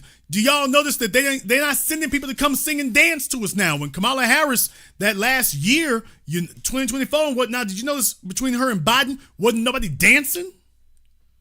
Please understand when the body politic has changed and when you are giving some folks some act right. Ain't nobody coming to us dancing now. They talk to D.L. Hughley. They talk to these other folk. Ain't nobody sitting up here trying to dance. Nobody wanted to dance. Nobody wanted to sing while they came to us talking about some policies. They came to us talking about some dollars. They came to us talking about what needs to be done. So I'm just like, yeah, you changed a little bit there, but it's like, no. We're going to have to put this hickory on your backside one time here. Just to let you know we mean business. And then we're going to see the next time you come back, we expect you to be on all fours and make it very clear that you get the damn point. And you better start talking to us with some sense real damn quick if you want anything to pop off in 2028, much less 2026. You see, this idea that you're going to sit back and play stupid and play dumb and you don't know where we are and you're too damn confused and you can't find us, because the bottom line is Jasmine Crockett is still the candidate and representative of illegal aliens. And deal with it, nigga. She is still the chief candidate of illegal aliens. Don't y'all know these folk with their damn money, they'll go grab anything with a damn mop weave on his head and some damn whisk broom eyelashes and send it out there and say, here, go talk like you city girls. And meanwhile, every word that falls out of her mouth is, we need the illegals, right? We need illegals, right? It turns into that. So no, the whole damn agenda done changed. And she's another one. She doesn't talk to the people. She talks to Bowling Ball Martin, or she talks to some other jackass on television. She don't talk to the people either. She knows her position is weak. She knows her position is compromised. These folks try to protect themselves. They're deliberately not talking to people. All right, we got Church of Black Power up here on Zoom. What's on your mind, brother? How you doing tonight, Jason? All right, brother, what's on your mind? I just wanted to touch on the situation or what the other brother was talking about when he said Kamala Harris lost because she didn't claim her blackness or something like that. Like, that is far from the truth. And the truth of the matter is, even if she did claim to be black, it would have just made it even worse. It was bad enough that she was claiming that she was a part of the whole history and culture of, civil rights and things like that. So I don't care what anybody say. I don't think that even if she did claim that, it would have made a difference. Well, but not by 2024, not by July of 2024. The time for Kamala Harris to claim that, that's absolutely the reason she lost. She didn't get off the ground in 2019 because of that. She is still smarting because of the, you expect me to do something just for black people? No. That was what sank her and did her in. And instead of spending the next 4 years doing a rehabilitation campaign, which was what she needed to do, she needed to spend that next 4 years doing a rehabilitation campaign, but she couldn't. And the reason she couldn't was because, as I said from the very beginning, Joe Biden chose her because she had already been defeated. She needed Joe Biden much more than he needed her. So she was going to run with whatever the program was. Need I remind you, when she was in the debate against Biden, I believe those women who said that Joe Biden was assaulting him. I believe them. Soon as she got her ass knocked out, y'all hoes shut up, vote for Biden. So that was how that went. And that's great for the art of war. That's a great for the tactic of the art of war. That's how you do that. He brought her in because she was beaten, and the only thing she could do was help him because she didn't have anywhere else to go. She was completely helpless. And when she should have been spending that 3 years rehabilitating her image, Biden wouldn't let her. Oh, no, you ain't going to sit up here and start tanking up to get credibility for you? No, you can do that after I get reelection. You can do that after I win 2024.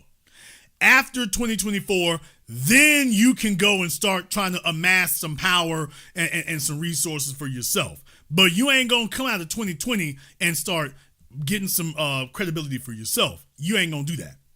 And that was the problem, because you are assuming that Biden's going to make it to 2024 so that she can get ready for 2028. That was the assumption they made. And what we found out is it came up snake eyes. And the 3 years she should have been rebuilding herself, she didn't do it. So now she tried to do 3 years of work in 3 months. And brother, you know that's mathematically impossible. It ain't going to work. So yes, that was the reason she lost, but it was because she didn't start doing the work in 2020 and 2021. If she did, 2024 could have been a very different conversation. Now, that having been said, I don't actually believe that she would be capable of doing it. Even if she had been allowed to, I don't believe she's capable of doing it because she doesn't have a frame of reference with us. She's just another mixed kid that the Democrats grab because, well, ain't it close enough to looking like y'all? That they know how to cosplay being black for about 5 minutes but they sound like white folk observing us. They don't actually have a connection to the people. That's why I played Barack Obama's favorite music here a few weeks ago to let y'all know, does that sound like us? Or does that sound like something else? So she doesn't know how to speak to us. She doesn't know the culture. She doesn't know the language. She doesn't know the values. She doesn't know the agenda. She doesn't know any of it. She would basically have to take a course in being black 101 from 2020 to 2024. That's what would have had to happen. And it ain't going to it wasn't going to happen. It was never going to be. No, you're absolutely correct, because most of the people from California would have been able to tell, well, have been telling people how she targeted the black community and how she was not even looked at as a part of the black community when she became AG. She was known as the first Asian American AG, or, you know what I'm saying? She didn't even, like, none of these things even folded into the reason why she wasn't able to get into the presidency this time around, because like Gavin Newsom did, right? She did the same thing. And I said, she set herself up for perpetual losses because of her policies that targeted Black Americans in California. The same way that Gavin Newsom set himself up for perpetual losses by basically shutting down the reparations conversation because he didn't want to have to deal with. Okay, well, let me go a little bit further, because it's a little bit more cynical, because we got plenty of black politicians who sat up here and undermine black people. Go take a look at the crime bill of 1994 if you want more about that. Shout out Charlie Rangel and some others. So we got plenty of black politicians who've undermined black people. Well, Jason, how could this be different with Kamala Harris? Here's the part of the equation that you almost touched on there, brother. Almost got it. Let me bring this into focus for you. Even with all of that going on, even with identifying as the press calling her the first Asian this and Asian that, what she was missing were black people to vouch for her credentials.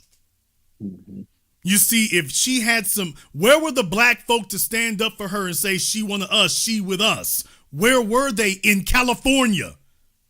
Not across America where she supposedly is from. Where were the people there, the black folk there, to vouch for her credentials? It's not enough to say you're a member of some damn sorority. That doesn't carry no weight. Who are the people on the street, the people from the block, the people from the church, the people from the school?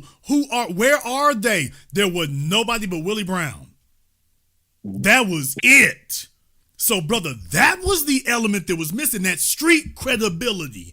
That's the part that was missing. And when it was time to go national, she didn't have anybody you could call. Now, why would she think such a thing would work? Well, it worked before. His name was Barack Obama. Show me Barack. Now, this was something that the Republicans tried to bring up in 2007, 2008, and it didn't get any traction because George W. Bush was president. But they were trying to, hey, where's the black folk to vouch for him? He doesn't have any connection to black people. Why, he's from Indonesia and all this old garbage here. And it's just like, okay, y'all just sound like white supremacists. However, he didn't have any black support. He didn't have any black folk to vouch for him. There was the first black person he ever dated was the one he married. Before then, it was a bunch of white women. So he didn't have anybody black to vouch for his credentials. And that's how they got us in the trick bag with him. Well, you can only pull that little stunt once. After him, we started saying, okay, we need to check some paperwork. Everybody line up and show your paperwork if you're trying to get this support. And I said this before, and I'm saying it again. If you want to know why Kamala Harris lost, it's because of Barack Obama. Him winning guaranteed that she and Cory Booker, just in case you think it was just a one-time thing, no, this is the new agenda. This is the new policy. None of the rest of you all the mixed kids, y'all can't do this anymore. He was the first and the only one who could get away with it because that was the first time that you had pulled that little trick on us. You can't pull that trick on us twice, and the rest of you are going to suffer because he got away with it the first time. So he's the only one who can do it. You come back and try to run the same play, we're going to catch you and snatch you up. And if you take a look down the line, brother, they ain't really... Kamala Harris, Cory Booker, Hakeem Jeffries, you can't pull this one anymore. Not again. So where she messed up at is if she was going to get credentials, you should have started a long time ago. Politically, you had the right folk or slept with the right people, but you should have been getting some grassroots support, some grassroots people to vouch for you. So that when you did come in front of us, they'd be able to say, hey, she's good. She's checked in. Her paperwork's good. That would be different.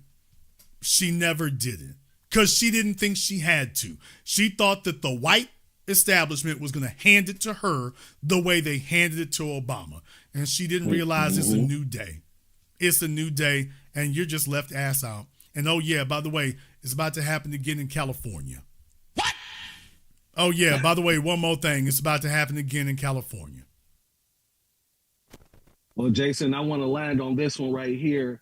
This is one of the reasons why I feel like the young guard ain't going to be able to take over the old guard, at least as of right now, because there's too many of us who are knowledgeable of what's been happening since Obama. And as many of us who voted for Obama, who was misled by Obama, and, you know, we're still jaded. And every person that's coming after him is feeling that effect because we're not trusting anybody. We're making sure that everybody understands that we're fighting for policies for us specifically. We don't care about minorities. We don't care about these illegals, anything like that.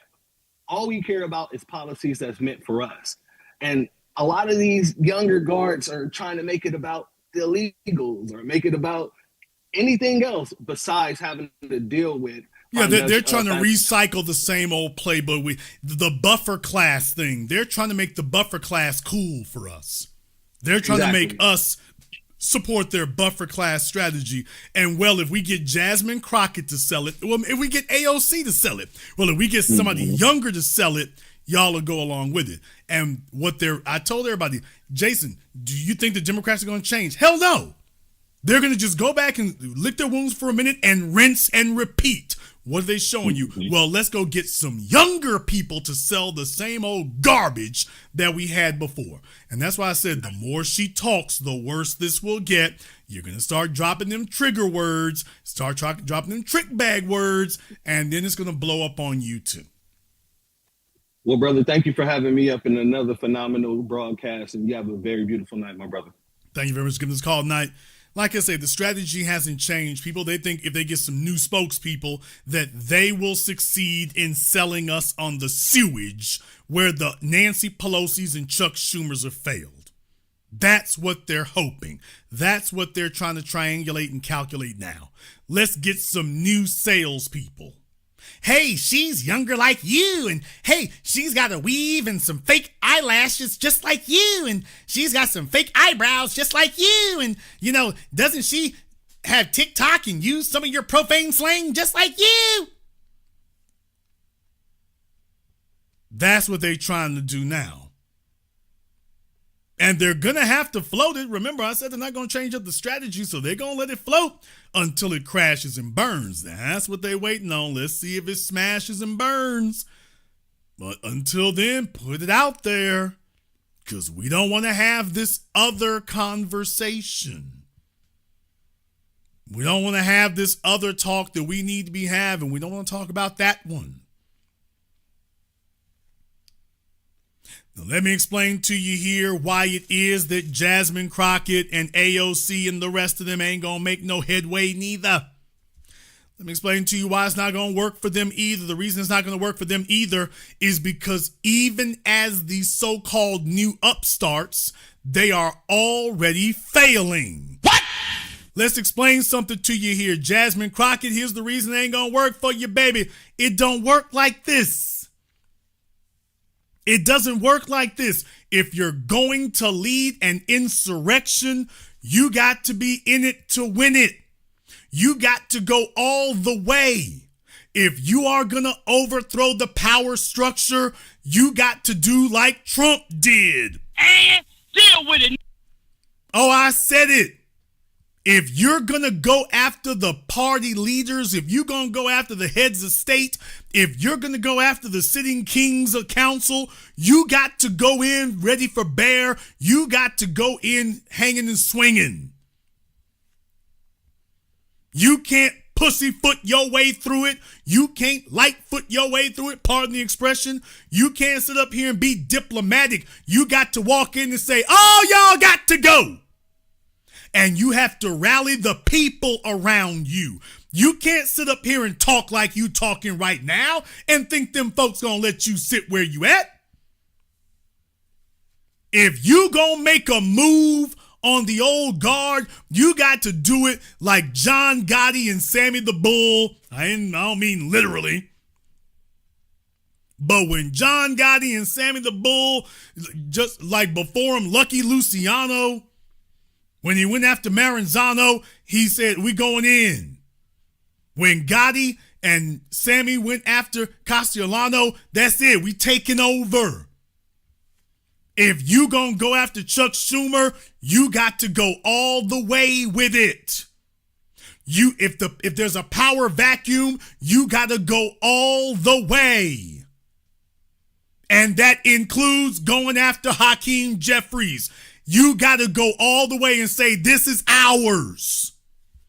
We taking over. We're not going to be nice, polite, or diplomatic. We're done with it. The beef is on. The war is on. And damn it, either we going to be standing or we going to be hanging when it's over. But this is it.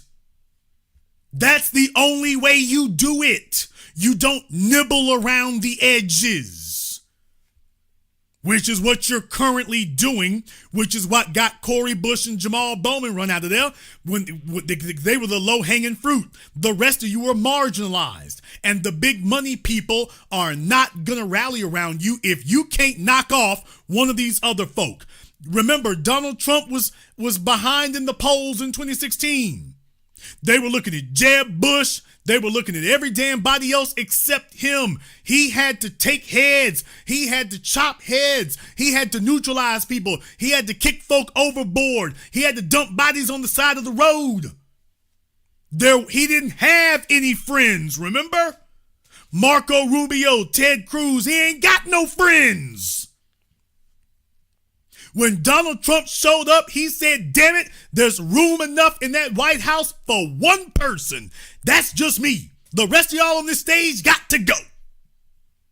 I'm not making friends. I'm not making buddies. I don't give a damn if I make lifelong enemies. All of y'all gotta go.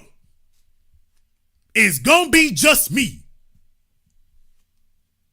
Damn the big three, fool. It's just big me. Now let it bounce. And that's how you do it. That's why y'all are not gonna succeed.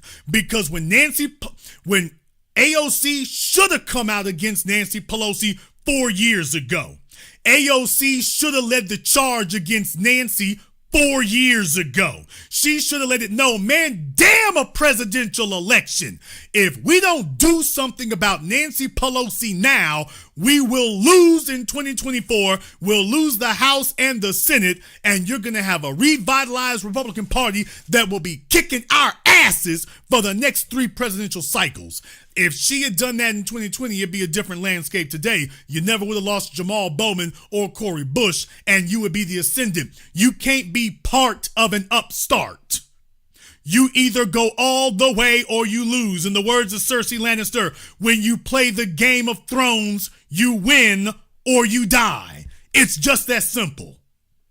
Y'all can't play around about this. You coming after folks' thrones, you're coming after their political dynasties. Baby, when you play this game, you win or you die. It's that simple.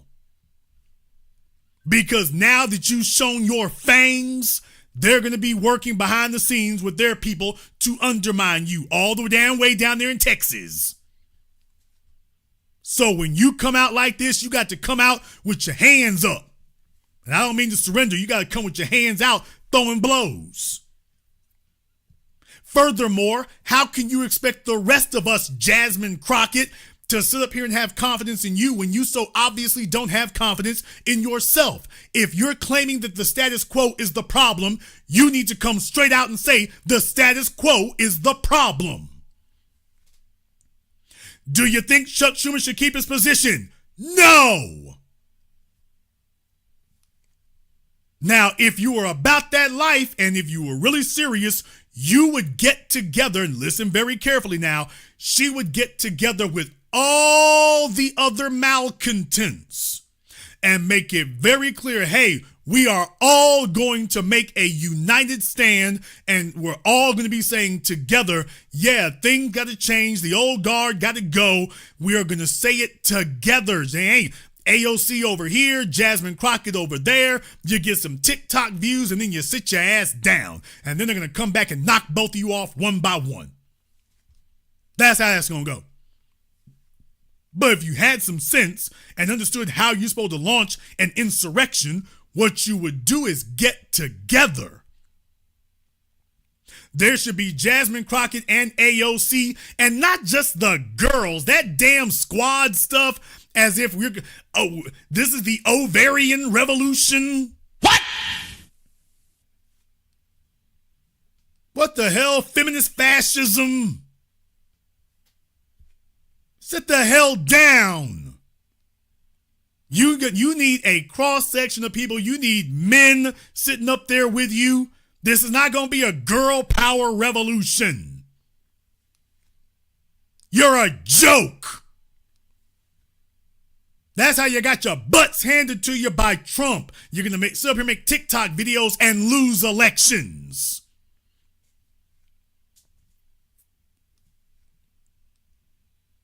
All these fallopian fascists are sitting up here pretending that if they can get on CNN, that's leading the damn charge. Chuck Schumer ain't worried about no damn body on CNN. He went on the damn View. How the hell you gonna move him? Senior senator from New York, you ain't moving a damn thing. The only reason AOC is still there is because Chuck Schumer ain't tried to remove her. But if Chuck Schumer gets together, I'm gonna say it. If Chuck Schumer gets together with the Jewish constituency up there and they start moving them damn dollars and the real estate developers say, okay, AOC gotta go, don't you know that they'll spend $100 million and she'll be gone? The only reason that she's still there is because they haven't chosen who they want to replace her, and she hasn't proven herself to be a big enough problem that she gonna actually do something. And that's why they're not doing nothing. So if you all were serious, you would actually get together as a group, you'd actually organize as a group, and you would actually start taking names. You'd actually start pulling heads. You would actually start taking some folk down, starting with Nancy Pelosi. If nothing else, you all should gang up on Nancy just to show that y'all can knock her old ass off. If you all were really serious, this is the time for AOC to say, we got to clear the deck, starting with Nancy Pelosi and the old guard that led us into this damn wilderness and didn't have a damn plan or a clue. If I was AOC, I'd get everybody else together and we would gang up on Nancy. Nancy Pelosi is symbolic of the old order. She's the one who got Biden out the White House. If you can knock her off, just her, then that shows everybody else somebody new is calling the shots. That would be a significant thing. Going after Chuck Schumer, that's not really the most symbolic thing you could do. Going after Nancy Pelosi, now that would be a significant thing. And that would show that you're calling the shots and you're the new power in charge. Now, Nancy's not running for re-election because she's old as hell. Nancy ain't running for re-election, but she doesn't have to. That makes it even better. It makes it even better that Nancy won't run for re-election. You know why? Because Mitch McConnell wasn't going to run for re-election when Donald Trump got re-elected in 2024. And Trump was beating the brakes off McConnell the whole damn time that he was running for president. He made McConnell a non-issue. And now by the time he got re-elected, everyone was already assuming that the post-Mitch McConnell era was upon us. And it is. And if they go after Nancy Pelosi and call her out for the coup against Joe Biden, all her failed policies, all her cronyism, you go at her now. And when she does get run out of there, the fact that you're still standing and she's gone, now you've taken power from her. You've taken control of the conversation. You've taken control of the narrative. She can't do nothing but get her ass up and leave. She is now your political and your social subordinate, and the post-Nancy Pelosi era will be upon you. But you got to have guts to try something like that. And you gals ain't got it. You're not organized. You're not cobbling together an organized, cohesive whole. You don't have an agenda. You don't have a unified ideology. You don't know what you're doing. You're afraid to sit up here and just say, hell yeah, we need to discuss life after Nancy Pelosi and life after Chuck Schumer. And by life after them, I mean today. We got to talk about what we're going to do now. Donald Trump did not ask Mitch McConnell for his support. Donald Trump said, damn it, I'm taking power, and anyone who opposes me, you're on the other side. When people saw him speaking so boldly, that was what got support. AOC is sitting up here talking trash to Trump. AOC is not running against Trump. You're not running against him, ma'am. You can't beat Nancy Pelosi. Damn! You haven't proven you can defeat Nancy Pelosi. You can't beat Hakeem Jeffries. How big of a crack pipe you smoking on to delude yourself into trying to fool people into thinking you're running against Trump? You haven't beat the antiquated cobweb-covered relics and antiques in the Democrat Party. It's a farce to say you all are the young upstarts. You haven't even knocked off the old fossils in your party yet. You still serve under them. Until you demonstrate that you can remove them, you still serve under them. Let me explain to y'all exactly how that happens. When we started hearing the new black media on the Black Channel, going on 2 decades ago, when we started here, you remember how it was? You remember what they were saying? They didn't want to acknowledge what we were doing, but then the numbers started moving, and we didn't ask for a damn thing. First thing that I started doing was calling folk out, calling heads. I called out Black Enterprise Magazine, called out Ebony Jet, called out Essence. I made it very clear, we're not friends with any of you. You are the ops. How many years have you all heard people nagging and whining to me that we need to have damn me unity? And I said it going on 2 decades ago, but it shook a bunch of y'all when I first said it. Oh, it bristled a few of y'all. It rubbed you the wrong damn way when folks called me up talking about, Jason, we need unity. And to this day, y'all damn well remember what I said. If unity means that I gotta join forces with the coons and bootlicks, then to hell with unity. If that's your definition of unity, to hell with unity. Bring on division. I don't want unity. I want empowerment. If unity means I got to sit up here and sing along with traitors and buck dancers and backstabbers, to hell with unity. And today, we don't have unity. No, we have empowerment. That's what we have today. We have a national conversation that has changed. It is now our conversation. It is now reverberating our agenda. They're now using our vernacular and speaking on our policies. Yeah, we didn't chase, quote, unity. We chased empowerment. I called out the Tom Joyners. I called out the Tavis Smileys. I called out the Roland Martins. I called them out and said, you're the ops. I didn't try to make nice with them. I said, you're the ops. And I was willing to accept that at the end of this, either they were going to be standing or I was going to be standing, but one of us is going to get knocked off. Jason, are you willing to accept that that could be you? I'm willing to accept it could be, but I know it ain't going to be. And here we are. That's what you do if you're serious about taking power.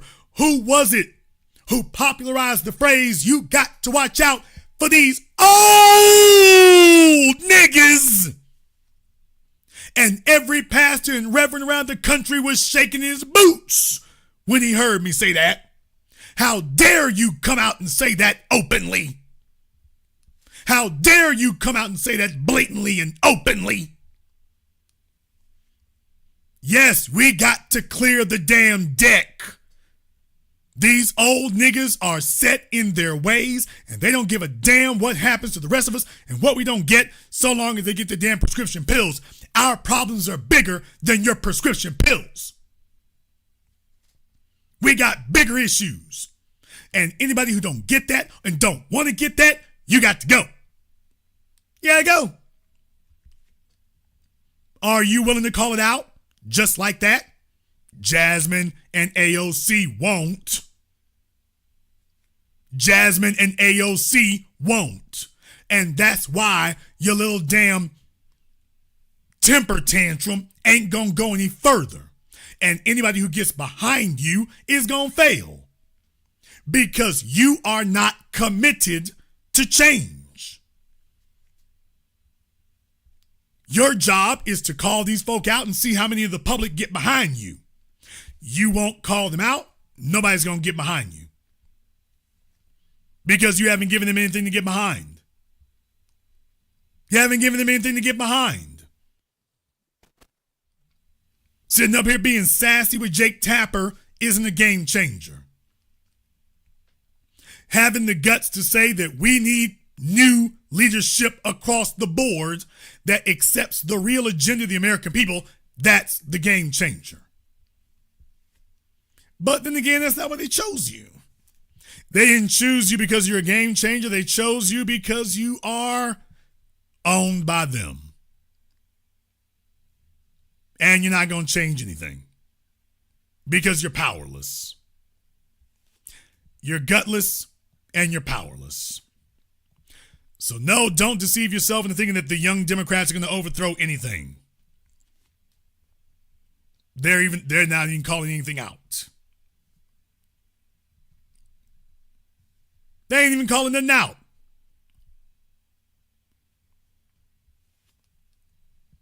In any case, we're going to go ahead and wrap things up here tonight. I want to thank Keenan, my man, Mr. Richburg, Mr. Baker, Glennis, and everybody else who's contributed to tonight's program on PayPal, Super Chat, Venmo. If you are new here to the Black Channel, welcome to the Haven of Intelligent Black Thought. We do this every weekend, holidays, some days in between. Click that red subscribe button. Click that yellow notification bell. Join us each and every time that we're here. If you haven't been to our website, blackchannelfilms.com, check out our groundbreaking best-selling documentary work, blackchannelfilms.com. That is blackchannelfilms.com.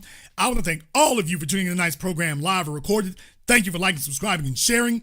This concludes tonight's broadcast of the Black Channel. I am your host, your brother, your humble servant, Mr. Jason Black. Until next time, my brothers and sisters from around the world, remember, Black is the future, and the future is uncompromised.